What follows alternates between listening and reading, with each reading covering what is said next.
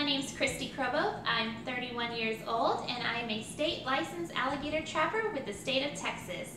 I used to be a dental assistant, and what made me leave dental assisting to go into alligator catching was just my passion for animals. I have a huge passion for helping any animal, and also I love being outdoors. So going towards alligator trapping to dental assisting, yeah, I was definitely going to choose alligators. I've been catching alligators for about 3 years now, and it's been wonderful. You know, I love being out there, I love catching them, I love helping, and I love educating people about these amazing animals, like Halo.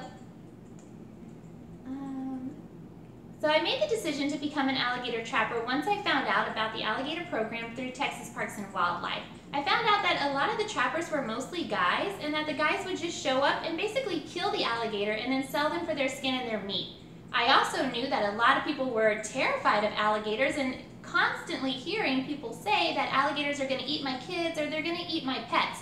I knew that wasn't true, so my decision was I'm going to become an alligator trapper so I can save these animals, take them live, and then ultimately teach everybody to leave them alone and to educate people on alligator safety.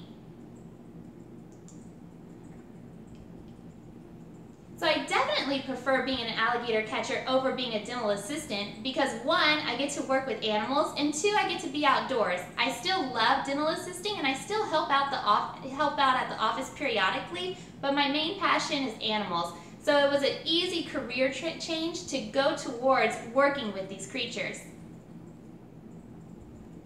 So I caught my first alligator probably about 3 years ago, and it was actually through the program. To become an alligator trapper with the state of Texas, you have to take a course by Texas Parks and Wildlife and learn the rules and regulations dealing with alligators and, of course, how to catch the alligators. So when I signed up for the class, I've never caught an alligator before, and my first time was actually in the class. And I remember we did all the paperwork at the beginning of the course, and then at the end of the day was when we had to go learn how to catch.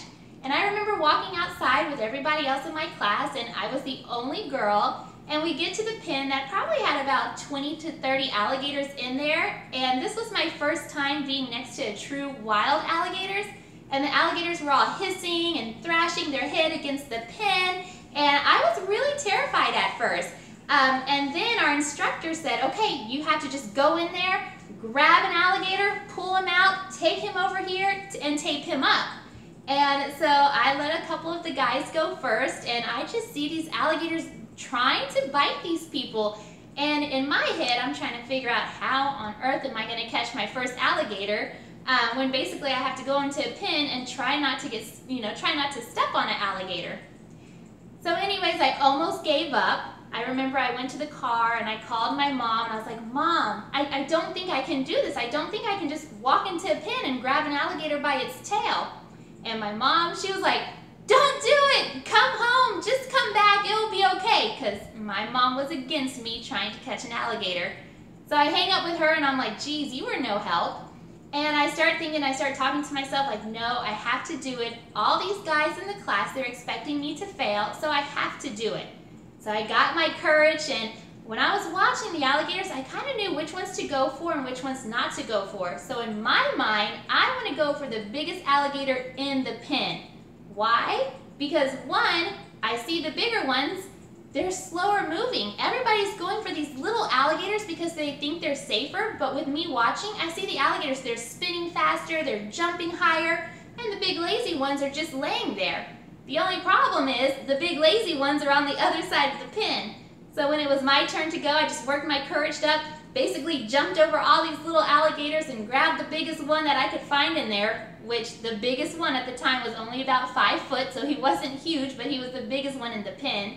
Grabbed him out, dragged him out of the pen, and got him taped up and caught my first alligator. So it was a crazy experience catching my first alligator, but it also makes for a really funny story. What are your biggest dangers? So some of the biggest dangers with catching alligators is, of course, it's an alligator. If that's not dangerous in itself. Alligators have 80 teeth. They have a very powerful jaw, and when that jaw goes down and locks onto something, you are not going to get that jaw opened up.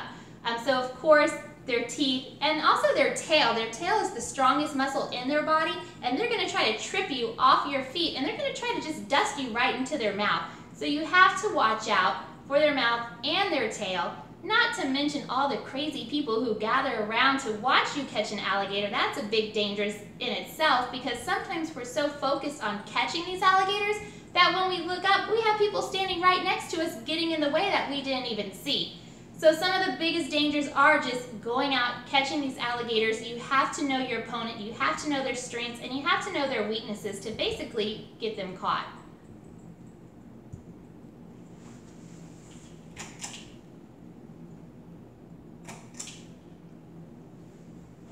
So when I get called out to catch an alligator job when I first started in this business, a lot of people were very surprised to see that I was actually the alligator trapper.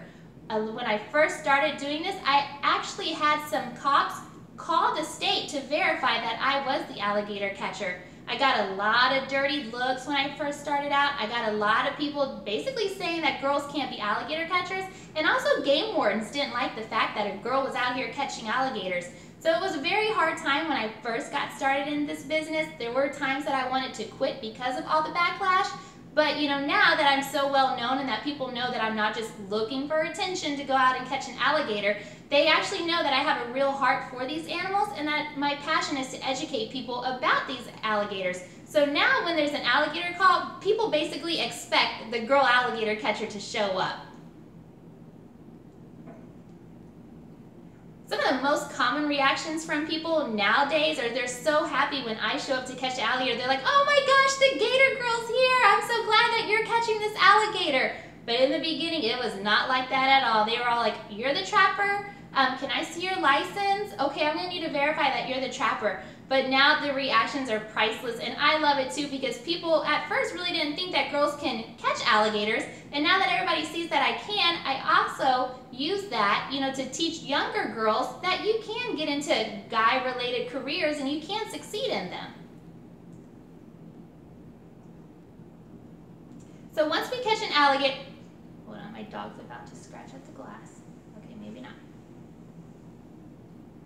So once I catch an alligator, a lot of times their options are very limited as to where these alligators go once we catch an alligator. You know, most of the time, if we can release an alligator, Daisy.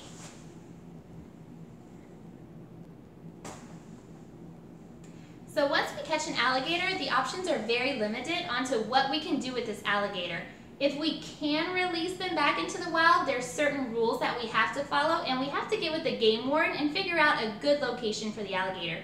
If the alligator is a real mean alligator that's stalking people for food, or it's following you around the pond, those dangerous alligators unfortunately cannot be released back into the wild to still continue to be a danger.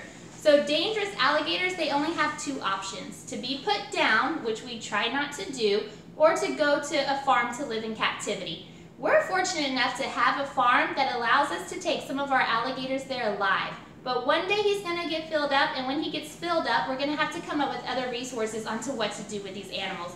But for now, we can take them to our farm where they continue to live, and if we can release them, we try our best to do that as well.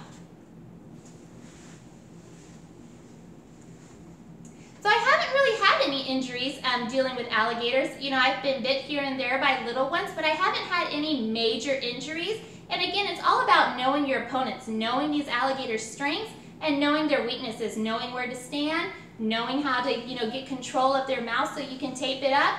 But yeah, there hasn't really been any injuries. You know, I did get, you know, hit by the tail, and, you know, he made me fall. He tripped me up, and we did the #famous fall where I fell on my butt, and, you know, that hurt a little bit. We got a little bruised up and everything, but, you know, bruises heal, cuts heal, and you're fine. You just know your purpose and you keep going. The biggest alligator that I caught was actually 13.5 feet, 900 pounds, and he was in the parking lot of a local store. And we'll start that again. Hang on 1 second.